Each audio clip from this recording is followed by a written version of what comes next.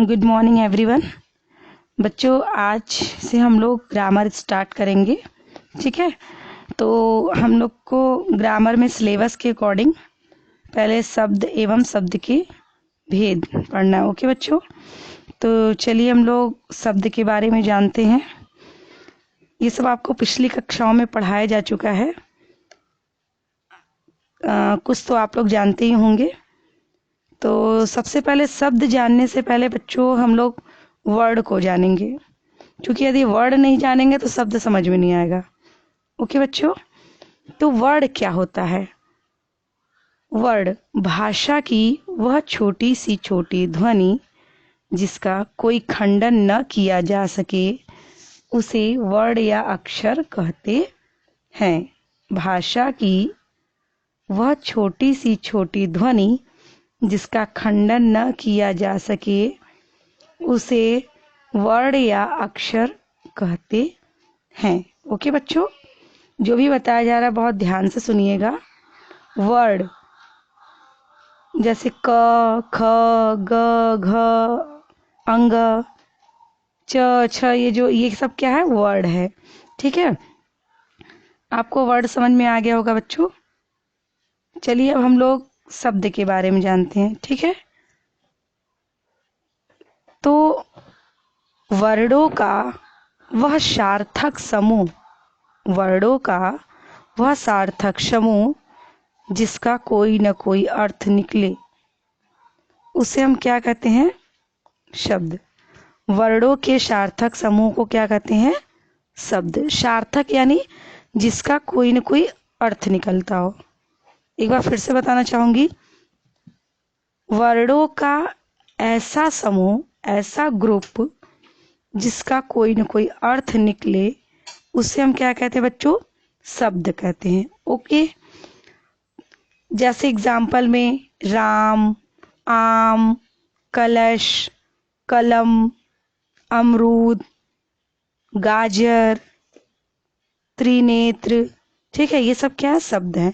अब जितने भी शब्द मैं बोली इन सब के कोई ना कोई अर्थ निकलना है। लेकिन अगर मैं ये बोलूं बाजार ना बोल करके रबाज बोलूं तो क्या इसका कोई अर्थ निकला? नहीं, यानी ये शब्द नहीं है। ओके बच्चों, यानी वर्डों का वह सार्थक समूह, ठीक है, जिसका कोई ना कोई अर्थ निकलता हो उसे हम क्या कहते हैं? शब्द। तो चलिए बच्चों, ये हो गया आपका शब्द। अब हम लोग आते हैं शब्द के भेद या शब्दों का वर्गीकरण। तो शब्दों को बच्चों 4 भागों में बांटा गया है। पहला है आपका उत्पत्ति या स्रोत के आधार पर। दूसरा है आपका रचना या बनावट के आधार पर। तीसरा आपका आता है शब्द विकार के आधार पर। चौथा आपका अर्थ के आधार पर। ओके बच्चों, अभी आप नोट नहीं करिए, ध्यान से सुनिएगा, आपको सब नोट कराया जाएगा। ओके, तो सबसे पहले हम इसमें उत्पत्ति या स्रोत के बारे में जानेंगे, बारी बारी सबको जानेंगे। ओके, तो चलिए बच्चों, उत्पत्ति या स्रोत के आधार पर जानते हैं शब्द क्या है। तो उत्पत्ति या स्रोत, उत्पत्ति या स्रोत के आधार पर बच्चों शब्द को 4 भागों में बांटा गया है। कितने भागों में?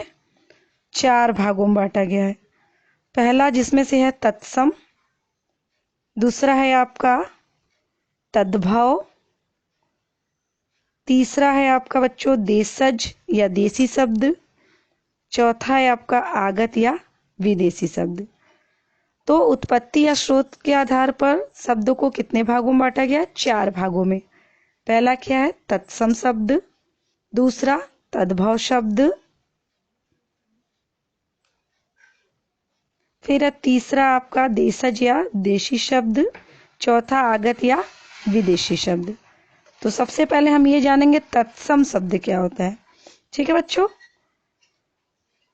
तत्सम शब्द संस्कृत भाषा के ऐसे शब्द जो हिंदी भाषा में ज्यों का त्यों, ज्यों का त्यों का मतलब एज इट इज, जैसे था बस वैसे लाके रख दिया, तो संस्कृत भाषा के ऐसे शब्द जो हिंदी भाषा में ज्यों का त्यों प्रयोग किए गए हों उसे हम क्या कहते हैं बच्चों?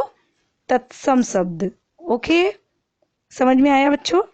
संस्कृत भाषा के ऐसे शब्द जो हिंदी भाषा में बिना किसी परिवर्तन के प्रयोग किए गए हों उसे हम क्या कहते हैं? तत्सम शब्द कहते हैं। एग्जाम्पल में जैसे मान लीजिए गृह, गृह, गृह क्या है? तत्सम शब्द है। अग्नि, अग्नि क्या है? तत्सम शब्द है। सर्प, क्षुद्र, कर्म, ठीक है बच्चों, दर्पण, ये सब ये सब क्या है? आपके तत्सम शब्द हैं। ठीक है, इनको संस्कृत से जैसे लिया गया बस वैसे ही प्रयोग कर दिया गया। अब आइए हम लोग दूसरा जानते हैं बच्चों, तद्भव शब्द। तद्भव शब्द क्या होता है? ठीक है, तो संस्कृत भाषा के ऐसे शब्द जो हिंदी भाषा में थोड़ा परिवर्तन करके प्रयोग किया गया हो उसे तद्भव कहते हैं। संस्कृत भाषा के ऐसे शब्द जो हिंदी भाषा में थोड़ा परिवर्तन करके प्रयोग किया गया हो उसे तद्भव शब्द कहते हैं। अभी आपने ऊपर क्या पढ़ा कि ज्यों का त्यों, जैसे अग्नि है तो हम उसको भी हिंदी में वैसे ही लिखेंगे तो वो तत्सम हो गया। लेकिन यदि हम इसमें थोड़ा परिवर्तन कर दिए तो वो क्या हो जाएगा? तद्भव। जैसे अग्नि, अग्नि का परिवर्तित रूप क्या है? आग। तो आग बच्चों आपका क्या हो गया? तद्भव। और अग्नि क्या है? तत्सम। गृह, गृह क्या है? तत्सम। इसका तद्भव रूप क्या हो जाएगा? घर। जैसे यहाँ दिया है बच्चों कर्म, कर्म आपका तत्सम है, काम क्या है? तद्भव। गौ, गौ का गाय। क्षेत्र तत्सम, खेत तद्भव। ओके बच्चों, तो ये हो गया आपका तत्सम शब्द और तद्भव शब्द। अब आइए हम लोग तीसरे पॉइंट पे चलते हैं। तीसरा क्या है? देशज या देशी शब्द। देशज यानी देश में जन्मा हुआ, तो ऐसे शब्द जो अपने देश से ही उत्पत्ति जिसकी हुई हो। ठीक है, या हम ऐसे भी कह सकते हैं कि आम बोलचाल की भाषा को हम देशज शब्द कहेंगे। जो आम बोलचाल की बोली है वो क्या है? देशज शब्द है, या जो अपने देश से ही लिया गया हो। एग्जाम्पल में जैसे झाड़ू, लोटा, थरिया, चप्पल, जूता, पगड़ी, ये सब क्या है बच्चों? देशज शब्द है। ओके, आइए अब आते हैं चौथा, आगत या विदेशी शब्द। आगत का मतलब क्या होता है बच्चों? आया हुआ। और विदेशी तो आप लोग जानते ही हो। तो ऐसे शब्द जो दूसरे देश से ली गई हो, ऐसे शब्द, ऐसी भाषा जो दूसरे देशों से ली गई हो उसे क्या हम कहते हैं? विदेशी शब्द। अब जैसे अंग्रेजी, फारसी, तुर्की, पुर्तगाली, ये सब क्या है? विदेशी शब्द हैं। जैसे दिया है ना, आप देख रहे हो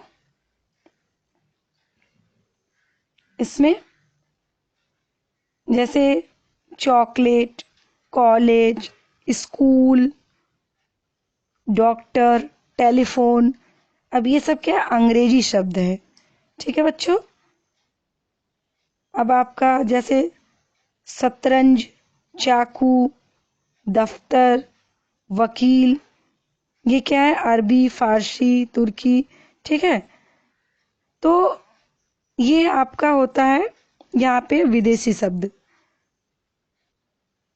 बच्चों, आपको जितना मैंने आज पढ़ाया, अगर इसमें कुछ भी डाउट है जो नहीं समझ में आया, आप मुझसे शेयर कर सकते हैं।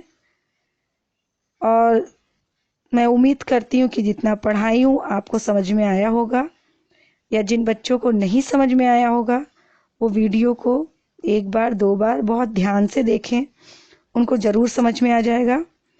तो बच्चों, ये शब्द के जो 4 प्रकार हैं उसमें से ये पहले प्रकार के बारे में हम लोग आज डिस्कस किए, उत्पत्ति या स्रोत के आधार पर। इसके आगे के जो हैं नेक्स्ट क्लास यानी कल बताया जाएगा। ओके बच्चों।